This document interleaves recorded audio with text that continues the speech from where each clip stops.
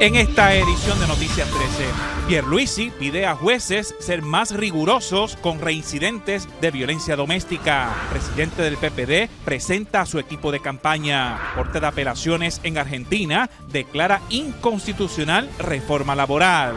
Republicanos buscan destituir a secretario de Seguridad Interna. Papa Francisco pide rezar por quienes enfrentan enfermedades terminales.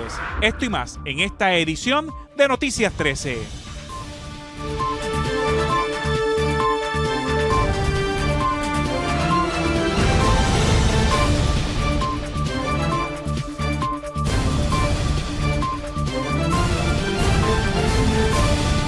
Buenas noches, bienvenidos a Noticias 13. Hoy es martes 30 de enero del año 2024. Vamos a las noticias. Noticia del día.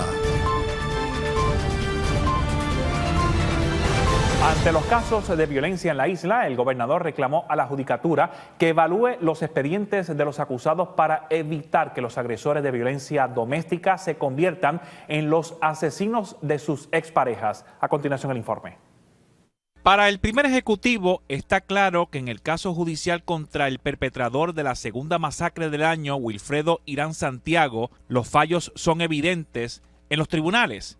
Según el primer ejecutivo, los jueces que tuvieron a cargo la vista judicial debieron analizar el caso en su totalidad para evitar que estuviera en la libre comunidad sin vigilancia. Por ejemplo, la implementación del grillete electrónico. La responsabilidad es del juez. El fiscal procesa el caso, pero la responsabilidad es del juez y ahí no hay discreción, no es cuestión ni de pedirlo, es que lo tenía que básicamente revisar ese informe de la Oficina de Servicio con Antelación a Juicio e incluir el grillete electrónico en su decisión. El mandatario respondió preguntas de la prensa relacionado al alto volumen de casos de violencia en la isla y en la que aseguró el secretario de Justicia, Domingo Emanueli, cuenta con su respaldo ahora que se han reclutado nuevos fiscales. Seguro que goza de mi confianza y lo que acabas de mencionar, o sea, citando a otras personas, realmente no es correcto. O sea, al revés, en el Departamento de Justicia ahora hemos reclutado más de 50 fiscales especiales para atender las unidades especializadas en casos de violencia doméstica, casos de delitos sexuales y abuso de menores. Y tenemos ahora unidades especializadas en todas las regiones judiciales. Eso no era así en el pasado. Aparte de eso, se han estado llevando a cabo adiestramientos para todos estos fiscales de forma consecuente bajo la dirección del secretario Emanueli. Si a lo que tú te haces referencia o alguien hizo referencia es el último caso que acaba de suceder, desde mi punto de vista y a base de la información que tengo, ahí las dos fallas que yo identifico. Primero es el monto de esa fianza que se impuso en la vista de regla 6, una fianza muy baja para lo que tenía ante su consideración la magistrado que atendió el caso, porque estábamos hablando de un reincidente, una persona que ya había violado la ley 54 en el pasado. La pugna que generó el caso fue que el hombre, pese a haber sido reincidente en un caso de violencia de género, no se le impuso el grillete electrónico, pero que no correspondía a los fiscales imponer esa restricción, sino a los jueces, pero a su vez apeló a la ciudadanía a ser parte de la solución y no del problema. La sociedad en general también tiene que poner de su parte, porque en ocasiones sabemos que pues, hay indicios de que una mujer está siendo maltratada o acechada y cualquiera puede notificar a las autoridades de ley. Eso es un llamado que yo siempre estoy haciendo, ni hablar de la cultura de violencia que podemos tener, violencia machista, que es una cuestión que tenemos que combatir desde diferentes puntos de vista. No es solo el punto de vista punitivo, sino también el preventivo. Sobre el tiroteo en la residencia en la que reside el ex candidato a la gobernación, Eliezer Molina, esto fue lo que dijo. Bueno, que se investigue a profundidad. Veo que la policía está haciendo lo que tiene que hacer. Se hicieron unas alegaciones de quizás falta de imparcialidad en algunas de las dependencias de la policía, pero el comisionado básicamente asignó ese caso a una división, si mal no recuerdo, creo que se le dice delitos mayores, crímenes mayores. Las expresiones surgieron en una parte con la prensa luego de la graduación de 15 nuevos peritos y personal especializado del Instituto de Ciencia Forense. Su directora, María Conte, explicó que el presupuesto para llenar 50 vacantes ya está disponible. El dinero lo tenemos, esa es una buena noticia. Y hemos cerrado recientemente 29 convocatorias. Estamos evaluando 500 solicitudes de empleo para el Instituto de Ciencia Forense. De las 29 convocatorias, ahí hay incluidos químicos, investigadores, balísticos, tenemos otras academias en proceso, así que serán invitados nuevamente como a mediados de año a asistir a nuevas graduaciones. ¿500 solicitudes para cuántas vacantes? Más o menos como 50 vacantes. Hay como 50 vacantes y sí, hay 500 solicitudes. ¿Y estos empleados ahora son permanentes? ¿Cuánta inversión ustedes tuvieron que hacer para estos 15? Ellos son permanentes y ellos están nombrados con su nueva clase de puesto, de acuerdo al nuevo plan de retribución y reclasificación. El plan de retribución y reclasificación de ciencias forenses en total costó como unos $4 millones. Sobre el salario de los empleados de ciencia forense, Conte explicó que los mismos son muy competitivos. Sumamente competitivos. Tenemos peritos que han doblado su ingreso, ¿verdad? El salario que antes devengaban se ha doblado prácticamente. Desde que implementamos el plan de retribución y reclasificación, lo que hemos tenido es una sola renuncia, una persona que había contraído ya compromisos antes de la implementación. Bueno, es que nadie creía que esto se iba a dar, pero se dio. Y realmente los sueldos que ellos ganan comparan muy bien con sus pares en Estados Unidos.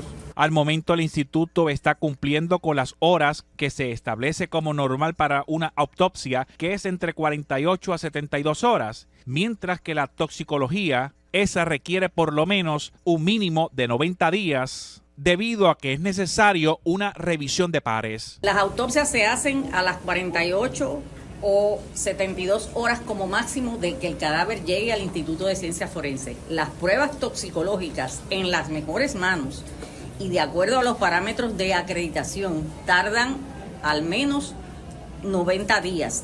La prueba toxicológica, el análisis toxicológico no es como cuando uno va a un laboratorio clínico y le sacan una muestra de sangre y al otro día le entregan el resultado.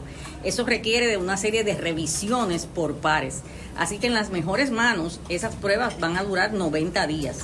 Nosotros estamos cumpliendo con los parámetros de acreditación, lo que indica que estamos operando igual que las mejores instituciones en Estados Unidos. Actualmente el instituto no tiene un cúmulo de cadáveres, aunque sí enfrenta problemas de reclamo de estos por algunos familiares. Desde San Juan, Yadiel Pérez, José Ángel Cordero, Noticias 13. Política. El precandidato a la gobernación por el Partido Popular Democrático, Jesús Manuel Ortiz, presentó su equipo de campaña de cara a las elecciones del 2024. Maranela Martí Rivera amplía la historia. Mara, cuéntanos. Gracias, Cordero. El grupo está compuesto por veteranos políticos, por mujeres y líderes de diversas partes de la isla.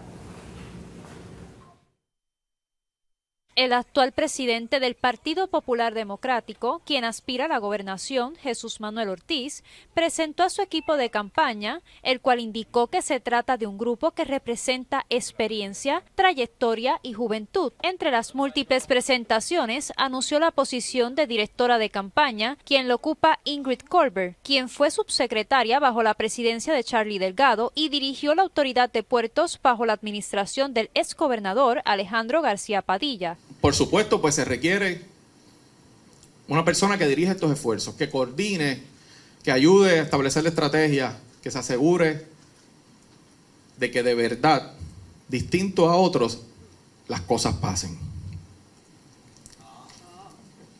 Para ese esfuerzo y para ese trabajo, estoy anunciando hoy la designación de la licenciada Ingrid Colbert Rodríguez como directora de mi campaña, abogada de profesión, ex subsecretaria del Partido Popular bajo la incumbencia de Héctor Ferrer, bajo la incumbencia de Aníbal José Torres y bajo la incumbencia de Charlie Delgado Altieri.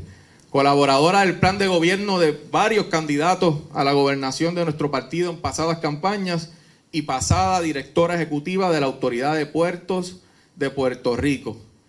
Ingrid Colbert tiene todas... Ortiz recalcó que desea un gobierno que se dedique a mejorar los accesos a la ciudadanía, a suplir recursos en los municipios para que puedan desarrollar sus proyectos y a tener un país seguro. Que se dedique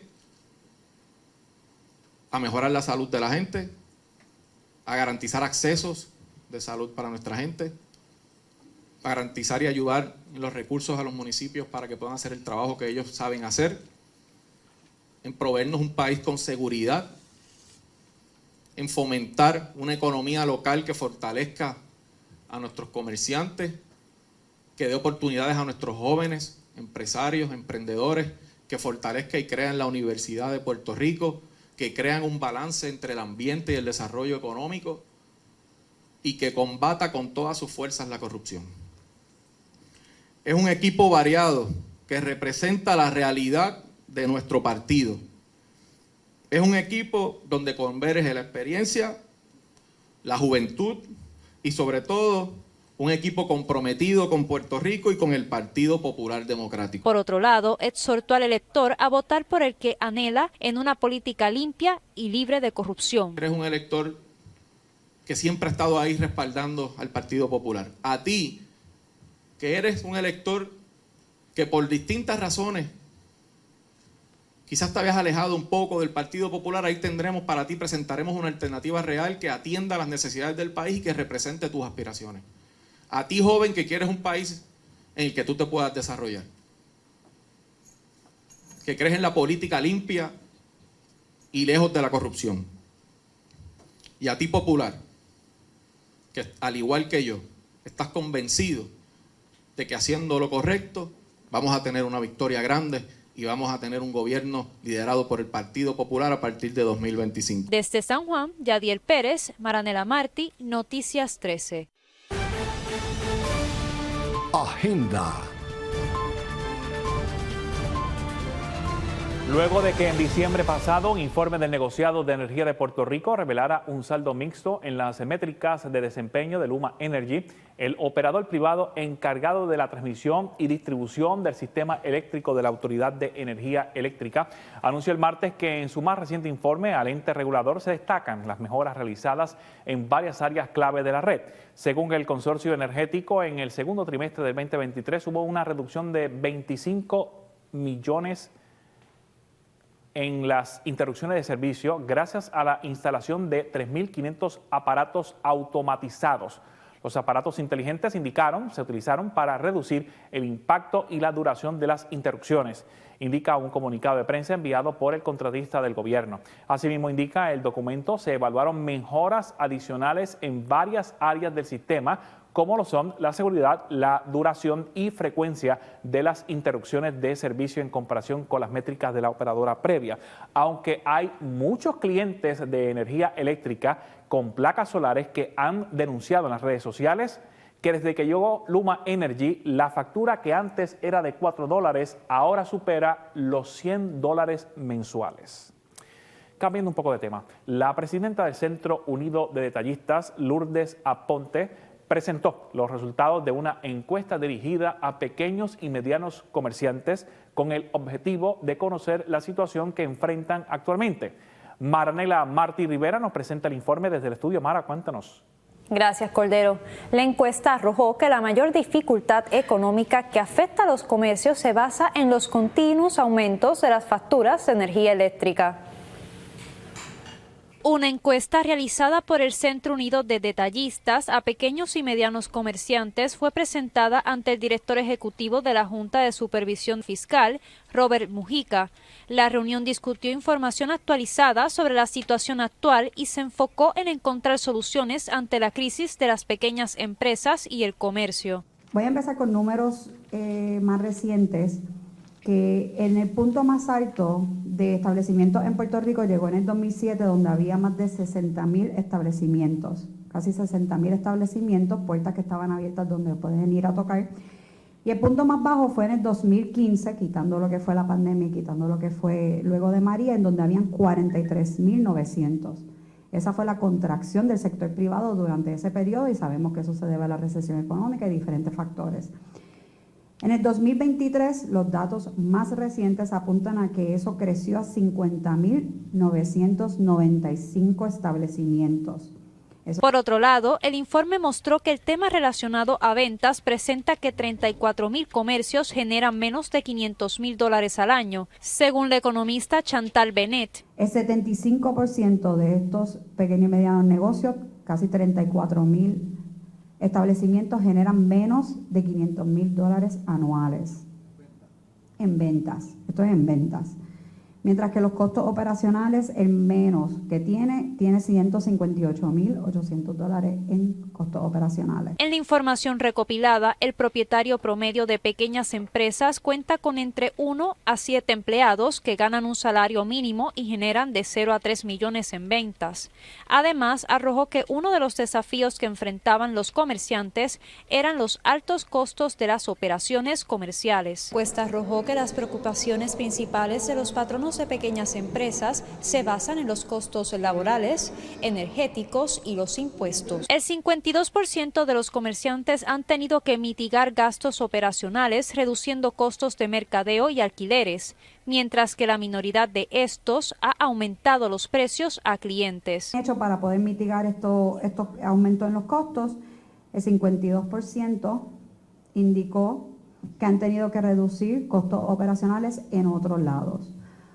¿Verdad? Hemos visto que han tenido que reducir su presupuesto para mercadeo, han tenido que reducir su presupuesto para alquiler, otros tipos de presupuesto para no pasarle el aumento a los clientes. Solamente un 32% indicó que han tenido que utilizar el aumento en los precios a los consumidores como una de las categorías para poder mitigar el aumento en los costos operacionales. Igualmente, la presidenta del Centro Unido de Detallistas, Lourdes Aponte, puntualizó que parte de las iniciativas para mitigar los aumentos de energía eléctrica en los establecimientos se basaban en el uso de energía renovable. No obstante, es una medida que visualiza a futuro. Aponte expresó que no descartaba futuras reuniones con la Junta de Supervisión Fiscal con el objetivo de encontrar soluciones económicas. Estima que existen alrededor aproximadamente de 125.000 cuentas comerciales, donde la mayor base de clientes de ese sistema